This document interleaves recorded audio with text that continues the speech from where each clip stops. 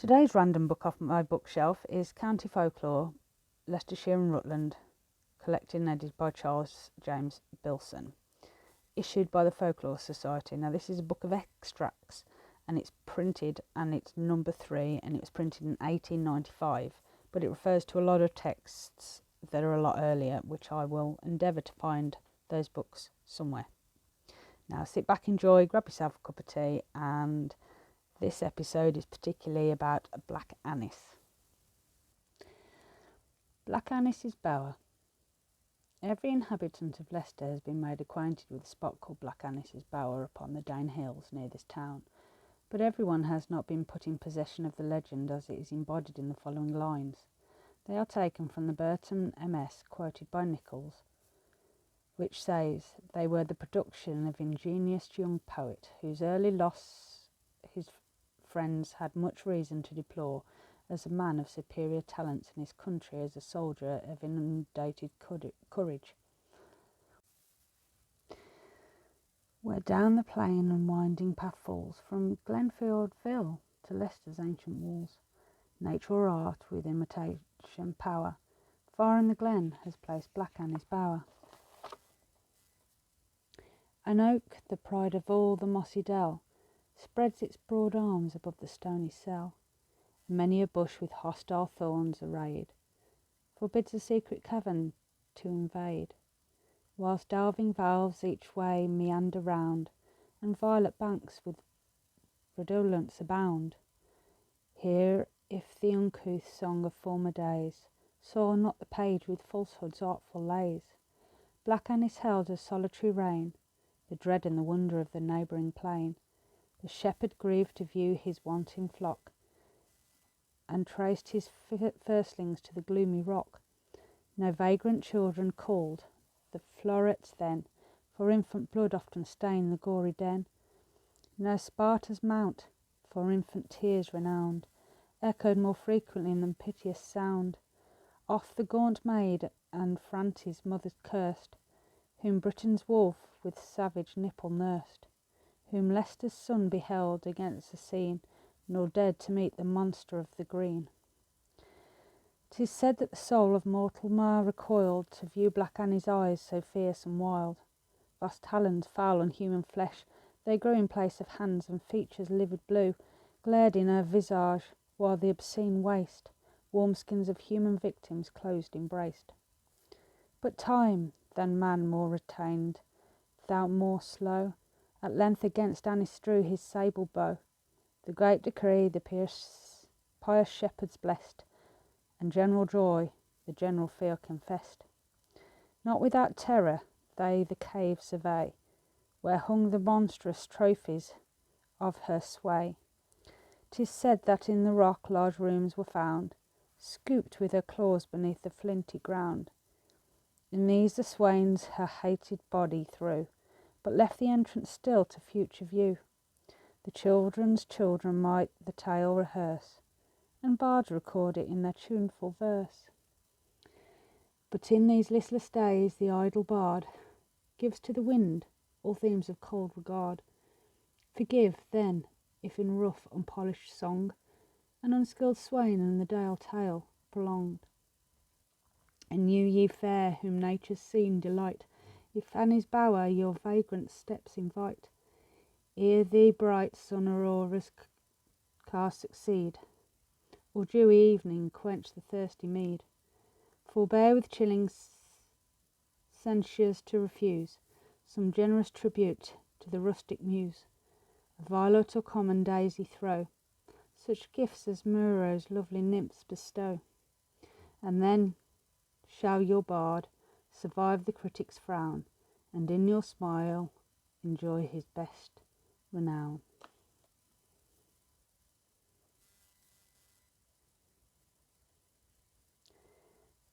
To pursue this subject a little farther, Burton referred to the gravestone in Swithland Church as follows.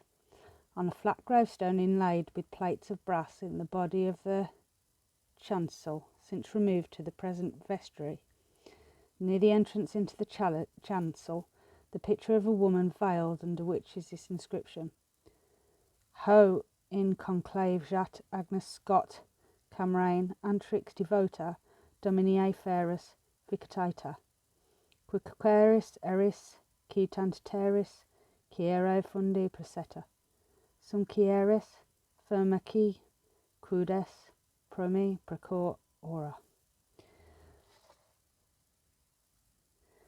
In the east of the chancel, in her picture in glass drawn to the life, is the same habit, with a ring on her finger.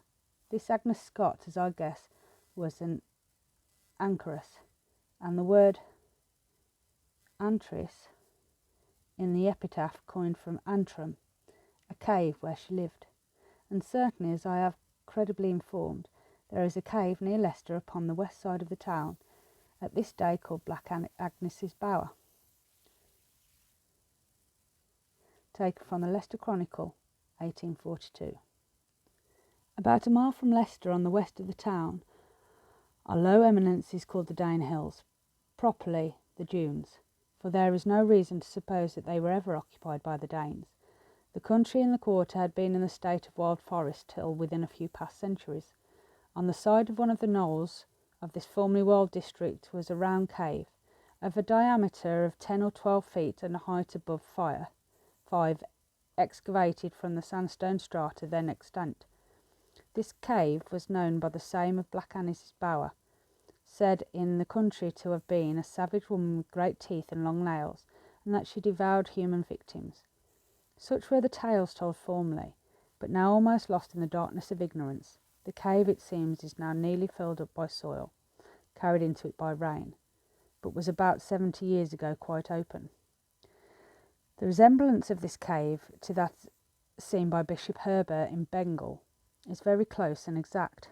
Where it laid upon, it is believed that it would be found similar to it in every aspect.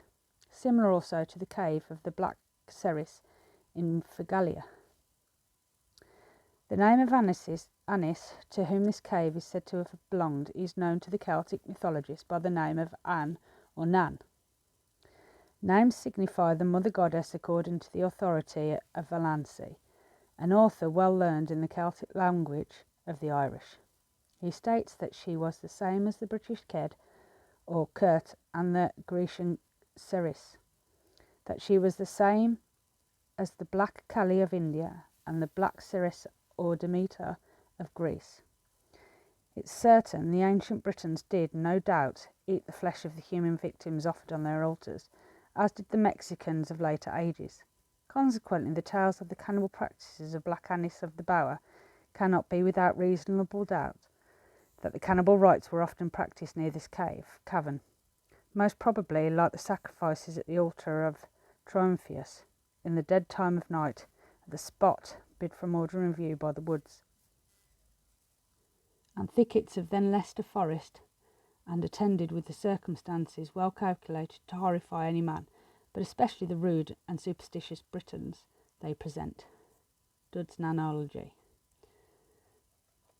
Little children who went to run on the Dane Hills were assured that she, Black Anna, lay in wait there to snatch them away to her bower, and that many like themselves she had scratched to death with her claws, sucked her blood, and hung up their skins to dry.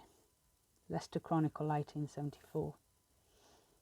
Black Anna was said to be in the habit of crouching among the branches of the old pollard oak, the last remnant of the forest which grew in the cleft of the rock over the mouth of her cave, or bower, ever ready to spring like a wild beast at any stray children passing below.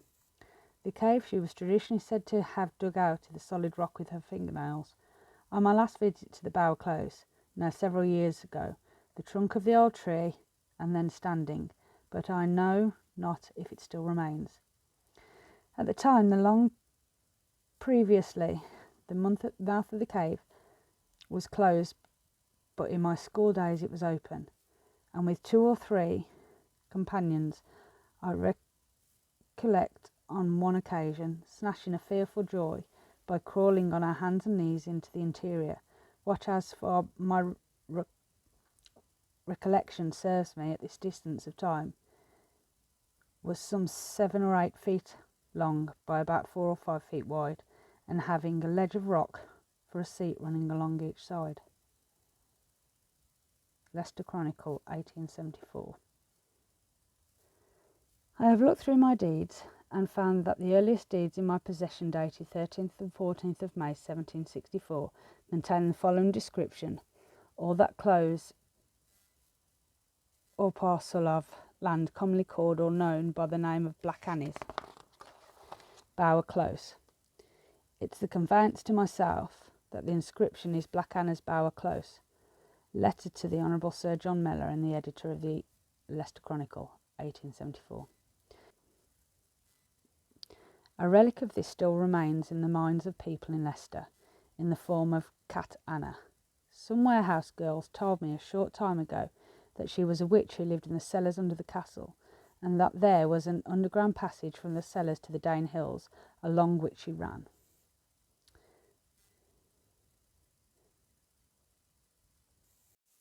That concludes the Black Annie's Bower chapter. Please like, share and subscribe. I really appreciate it. And the next section will be Sacred Stones. See you then.